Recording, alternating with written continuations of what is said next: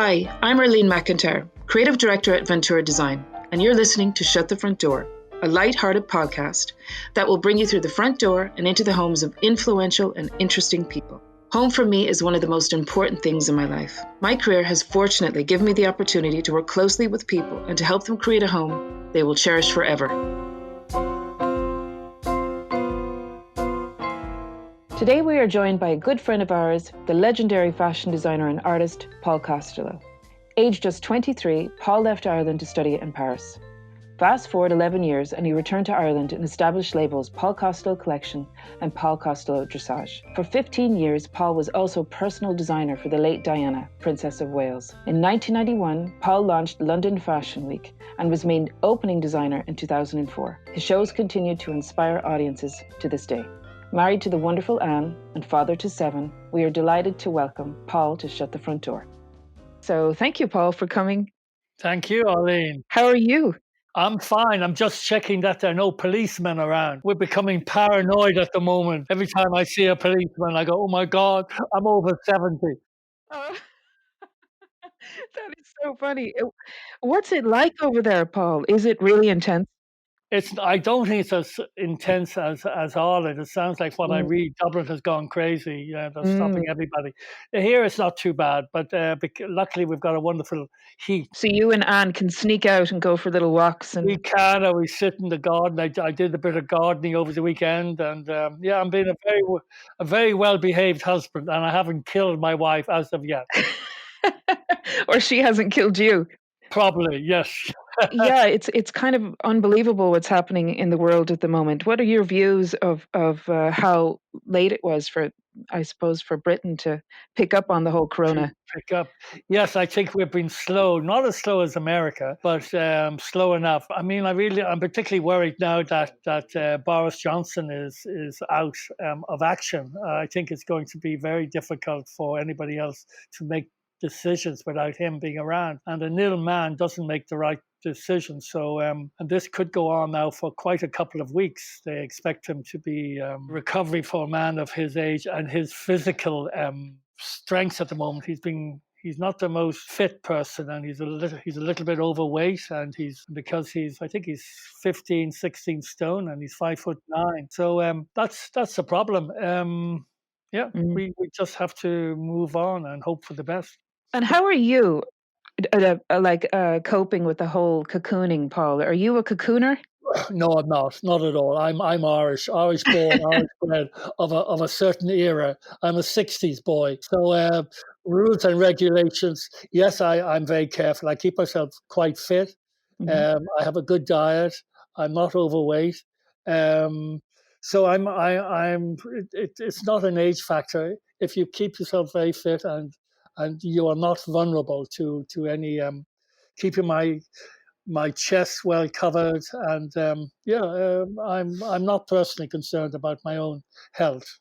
Yeah, good. Well, that's positive, and no doubt there's so many people exactly like you out there that will pull through. We'll all get through this. It's just we're all kind of getting itchy now at home, and especially if you're a busy person with a busy mind and you just want to get back out there and get stuck into your whatever it is you do. But luckily, I draw a lot. I'm sketching away. I'm working on spring to 2021, so I'll have 1 million drawings to put into work when this is over. So I'm not wasting time. On the contrary, I'm quite enjoying going through boxes of old designs and papers and looking back through and looking forward. Looking to develop some small styles for Ventura when we join up again and get moving on. And we're all very active. The business has not stopped because it's just a pen and paper, and that can be done anywhere. It can be even done sitting on the john if necessary. It can be a very good place sometimes to clear your head. So you can socially distance yourself in there. Absolutely, comfortably. I remember, Paul, when we were in Florence with you. I don't know if you remember when we went over to look at some of the fabric mills. Yes, oh, absolutely. And we were in a restaurant. We were having lunch after visiting one of the mills, and you started sketching over lunch. I don't know if you remember that.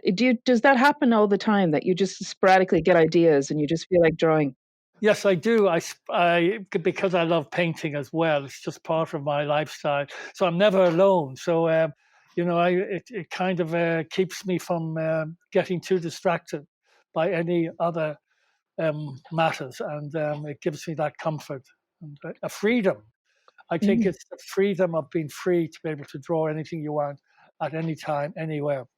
Yeah, yeah. You're lucky. You can really bring your business anywhere, really. You're very It's lucky. like a hobby. I'm luckily to have to admit that it is a hobby more than a business because that's what it is, and I've managed up to now. Let's see what happens in the next 50 years. So let's just start chatting about you and your home and your childhood memories of your home. Can you take us back to those memories? Yes, my childhood memories are very strong. I suppose because I was the youngest of seven. We had this acre and a half garden in Booterstown, it was the dower house for Lord Pembroke. And because I was the youngest of seven, I was always thrown out in the garden. I've got memories of even being in a pram and it's raining and being left out watching the raindrops drop on the cover of the pram. Excuse me. So yeah, it was my home was a very relevant part. It was sitting down for dinners, guests coming in. A very active home. With my mother being American and my father from Limerick, she was very keen on entertaining.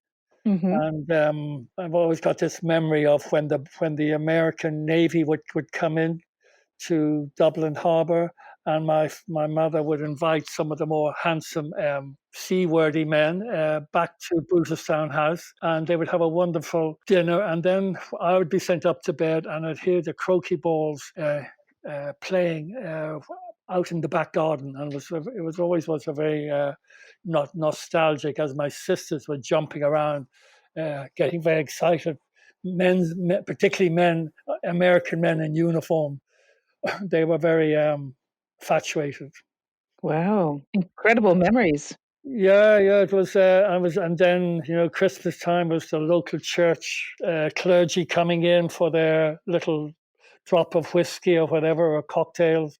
It was a very active house, and then there was the hunting brigade. My parents had horses in the back garden, and they would go out hunting with the Bray Harriers. It's a hunt in County Mm. Dublin, and so they were very relevant people at that time in Dublin. Yeah. And then you went to school locally, did you?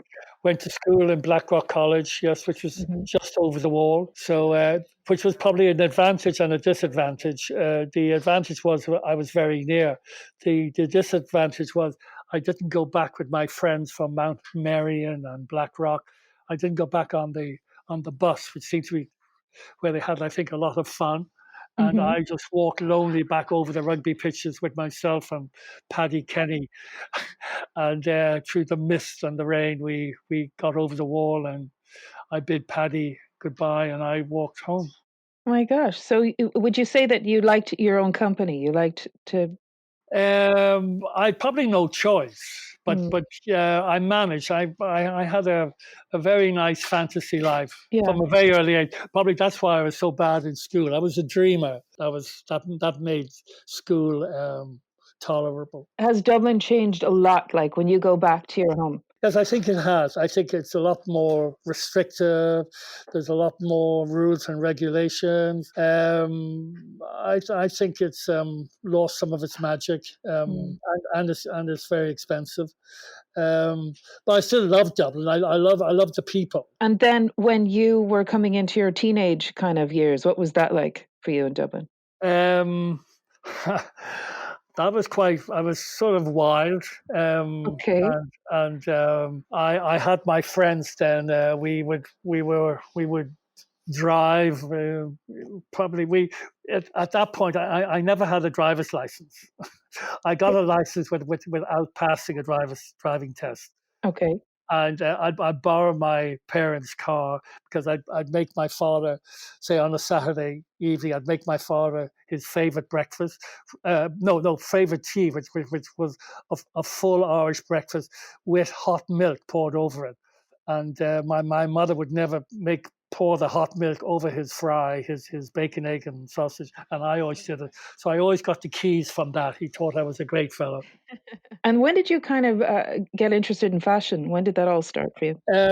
It started because I was painting all my life. I won the children's art Caltex art competition when I was 16, 17. I won the national competition, so I did have a gift. And from there, I had very little choice because I wouldn't have got into university. I applied to the American Embassy I wanted to be a cowboy in Texas. But they told me I needed a degree in agriculture, and so I kind of fell into fashion. I spent a year in the Grafton Academy, which was great fun because there was only 3 boys and about 20 girls, and that was the beginning. I then went off to Paris and spent a couple of years in Paris, then Marks and Spencer's in London, and then Milan, La Rinascente, and then New York. So I quite a checkered. I was nomadic, and I survived. And my parents, I think they didn't know, because I was the youngest of 7. They just thought, oh, just let him go, let him do whatever he wants. And I'd come home and give them a kiss on the cheek, and that was it. Great. My gosh. Can you imagine all the experiences? You need to write a book, Paul. I say this to you every time I meet you. No. I'd never write a book. No. Why not? I wouldn't want the ghost to appear. Oh, yeah. Well, I've often thought, like, even a picture book of all of your fashion and your illustrations and Oh, yeah, maybe that. Yeah. Maybe we can do it together, Arlene. yeah, no, I would be really up for that. I think you're fascinating, Paul. You've such a huge background, and you've lived and worked in so many different countries and met so many interesting people, like Lady Diana, for example. What was she like working with? She was wonderful. She was so nice, so very friendly, very warm, very humble, charming, delightful, grateful. Honestly, I couldn't say enough of nice things about her, and appreciative. You know, a lot more appreciative than some of my customers in those days. Yeah, Wow. amazing. Yeah. And was she as beautiful in reality as she seems to be in all the No, photographs? I wouldn't call her beautiful. I call her, she was awkwardly attractive. Hmm. She was tall. She was a little bit, marrying to him, of course, she was slightly bent over because I think she was taller than he was. And because she had to wear flat shoes, yeah, she was, her posture wasn't great. But then mine isn't great either. um, but she was just a fine woman, you'd say, Mm. a good, solid London English girl. And do you think she lacked a little bit of confidence maybe as well? Like it kind of you could see that in her whole demeanor, but maybe inwardly she wasn't very confident and maybe fashion was her way of maybe, if you like. Yes, Arlene, you're absolutely right. She was very clear on what she wanted. She was very decisive, which is a great quality in a woman or a man. um, Mhm. and I think she knew what she wanted. She knew her strengths. She she she developed more confidence the older she got, and as the relationship was breaking up, she became a lot more independent. And of course, then she was surrounded by Donna Versace and Elton John, so they would have been very good at building up her confidence. Whether that was a good influence or a bad influence, I don't know. Exactly. And so Paul, what other very interesting people like that have you worked with? Have you ever been able to get into these people's homes, these really interesting people that you've worked with, or do they always come to you? Really, it's not something I look for. I don't really. I'm not very good at that. I'm not very inquisitive in other people's lives. I just about survive on my own, and with 7 children, it becomes a full time working and supporting and educating them with it's a full time job. And so no, you know I've I've had Vogue Williams in my studio a couple of times, people Mhm. like that, who are great, all really nice. So, Paul, very quickly, let me ask you a few questions about your home in Booterstown. What did it look like in interiors wise? Interiors wise, it must have been about 12 to 14 rooms in the house. Wow. It was a big Dower house, a very long.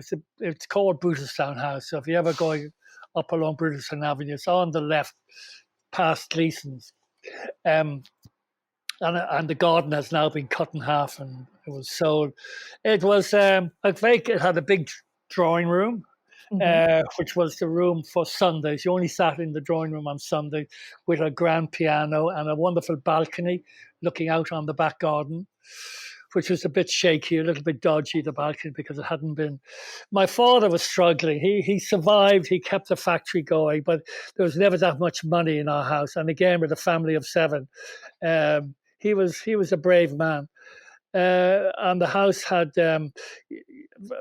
printed couches and big wool carpets. But then on the staircase, we had initially we ended up with tin torn carpets on the stairs.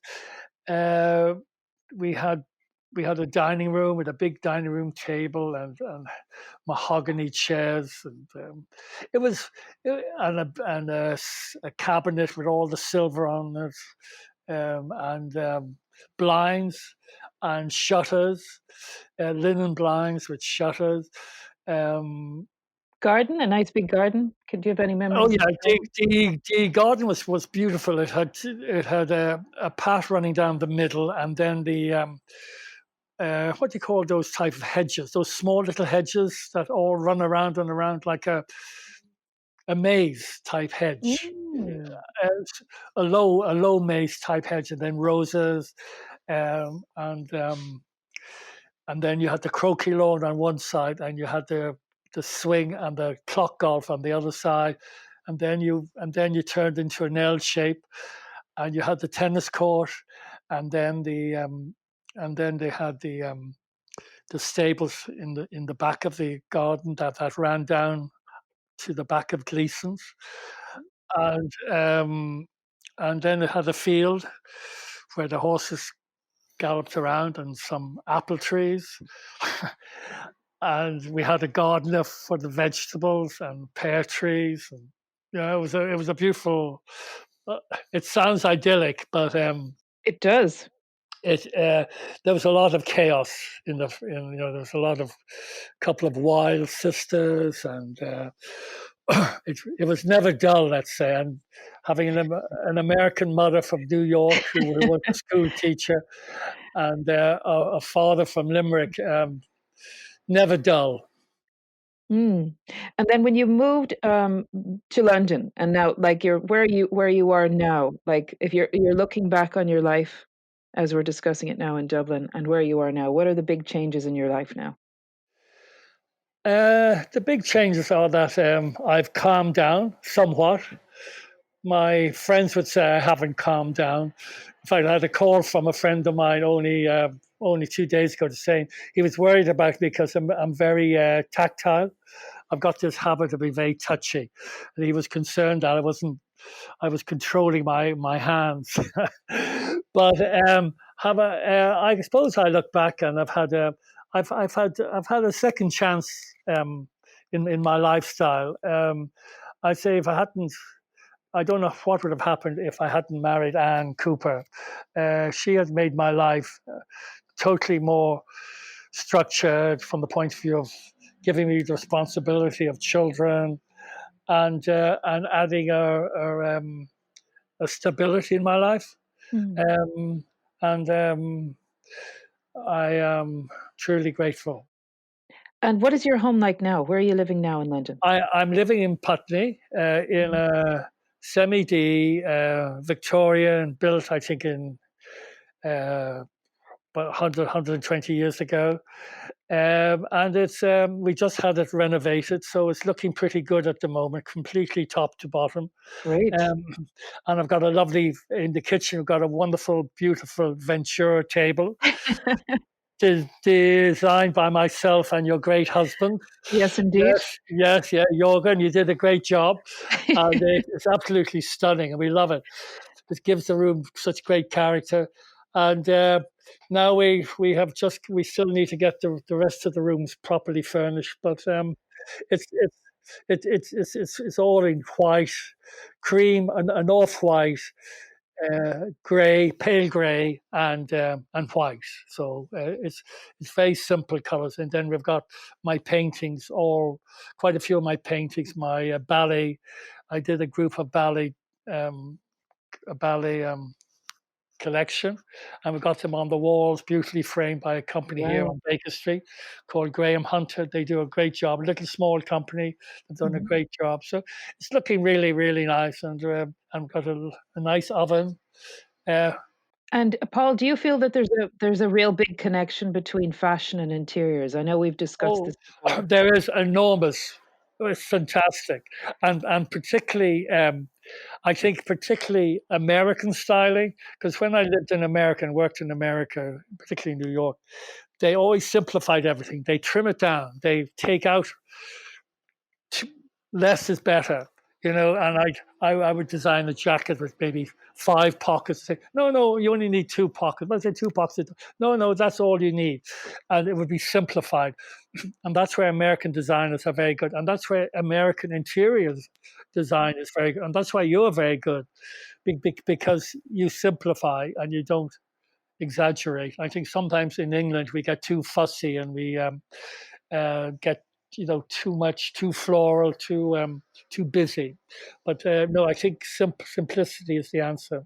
I always admire there's loads of American interior designers that I follow and that I admire, and they just seem to they travel a lot. They spend a lot of time in Italy and France and all over Europe, and they seem to bring the best elements out of Europe and put their own spin on it in America. And I'm always fascinated how they do that. So I see exactly what you're talking about Yeah, in my world as well.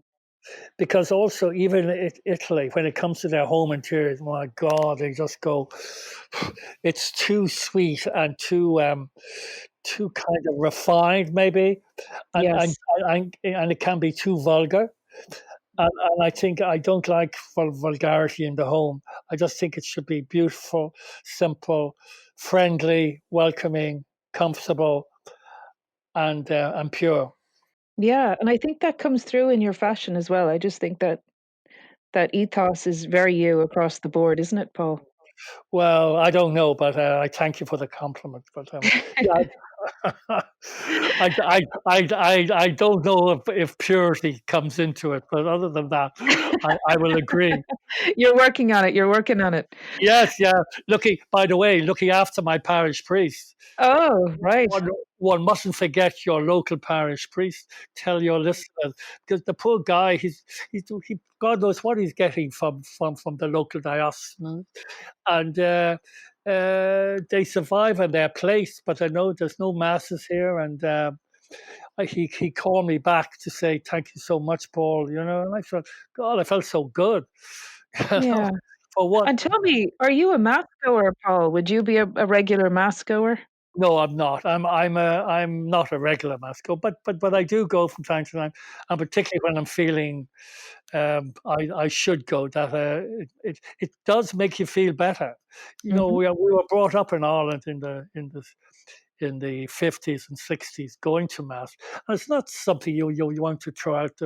It's part of our history. We must accept the good and the bad. And these people nowadays, these priests, these clerical people, they've been given so much hard time, but they do a lot of good, and we mustn't forget them. That's very true. And Paul, just on this subject, would you consider yourself to be a spiritual person? Probably in a way. I'm a forgiving person, I think, and I don't bear grudges, and I think that's probably a good quality. I maybe because I got a bad memory, but I'll still talk to 99.9% of people I've met in the past. I don't have any anger. You were saying that to me before, that you just hate conflict. I know everyone does, but you particularly just it just goes into your soul, and you just prefer to walk away. Yes, I do. I do, probably because, as I mentioned, when I was growing up in this big house in Dublin, uh, there was conflict. There's no doubt about it. You know, my mother and my father, probably they wouldn't have stayed married except if they were both good Catholics.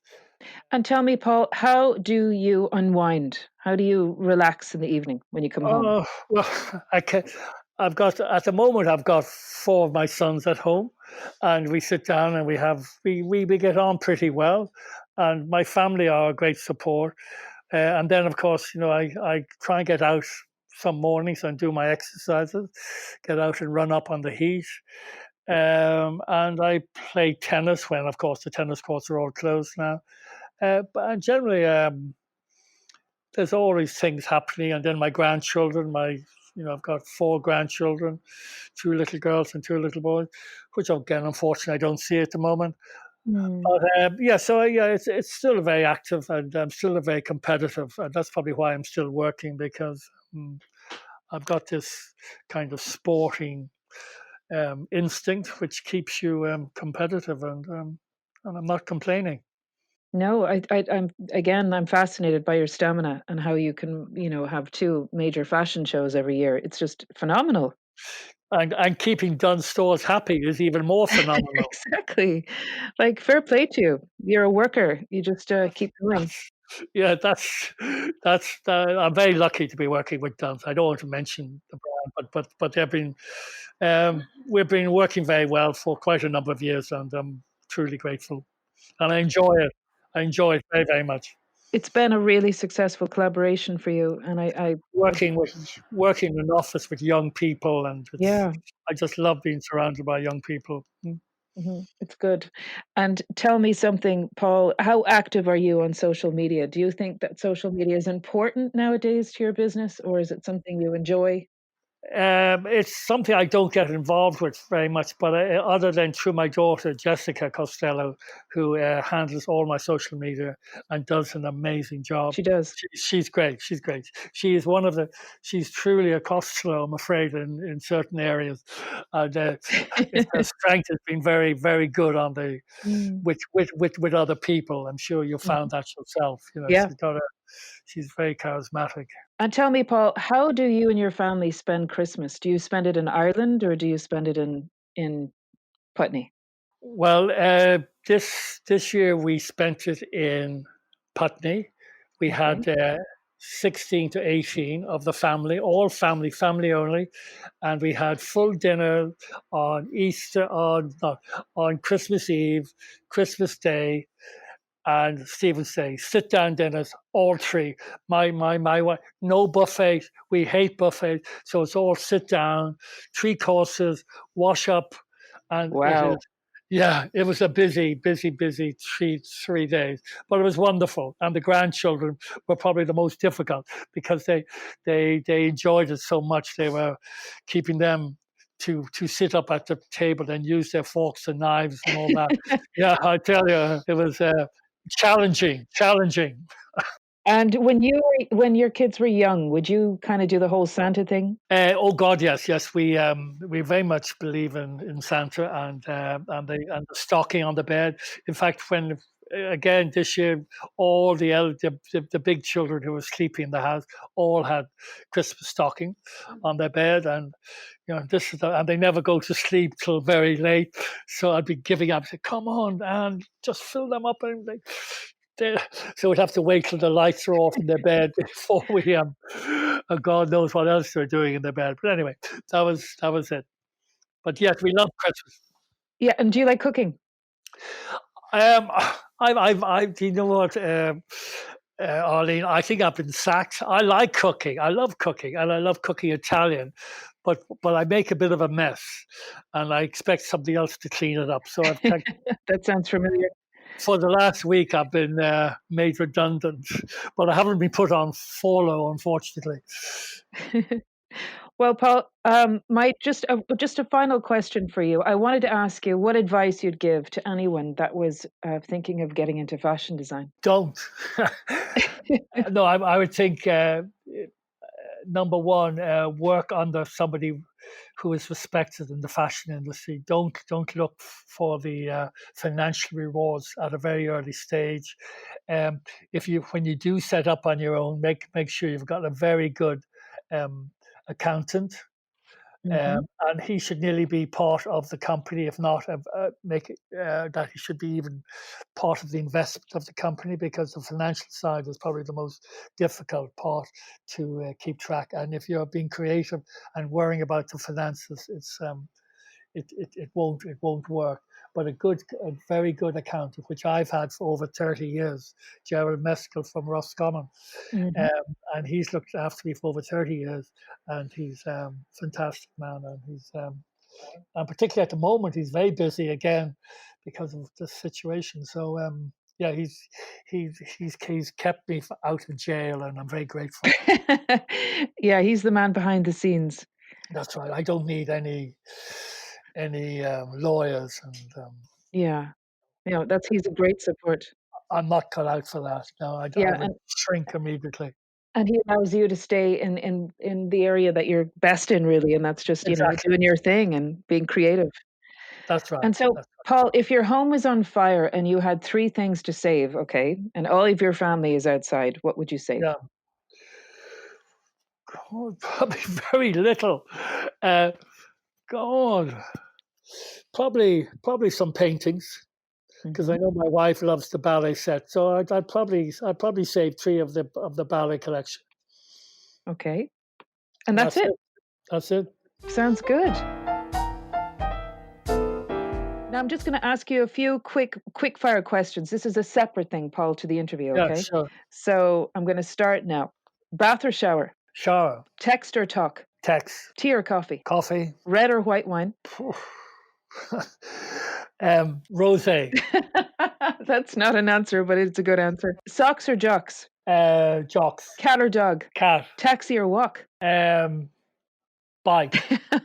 Dublin or London? Dublin. High street or couture? Couture. The final question is Boris or Trump? I'd probably say Trump. Okay. So, Paul, thank you so much for joining us today, and I hope yourself and Anne stay home and you stay safe. And thank you, and lovely to talk to you, Arlene. And you're a great American. You're a great interviewer. Thank you very much, Paul. You take care. My compliments. Thank you. Take care. Can't wait to see you soon. Thank you, Arlene. God bless. Bye.